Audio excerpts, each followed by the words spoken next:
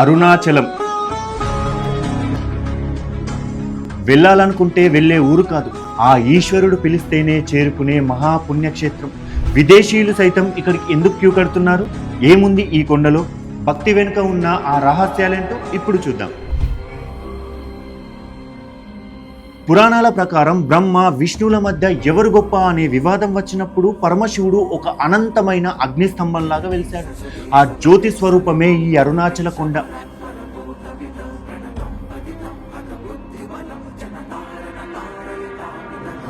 ఇది కేవలం రాయి కాదు, సాక్షాత్తు ఆ మహాశివుడే ఒక పర్వతంగా వెలిశాడు.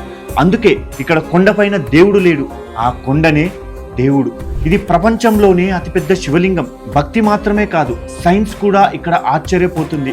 ఈ కొండ హిమాలయాల కంటే ప్రాచీనమైనది. ఇది ఒక డార్మెంట్ ఓల్కనో అంటే నిద్రిస్తున్న అగ్నిపర్వతం.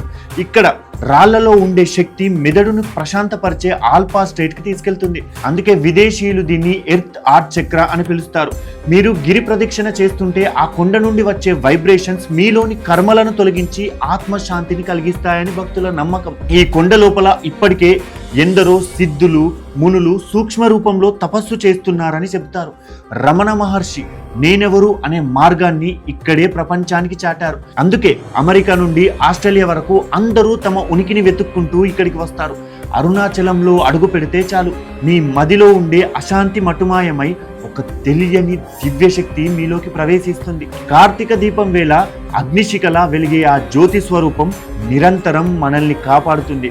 అరుణాచలం అని తలిస్తేనే ముక్తి లభిస్తుందని శాస్త్రాలు చెబుతున్నాయి. మరి మీరెప్పుడు వెళ్తున్నారు?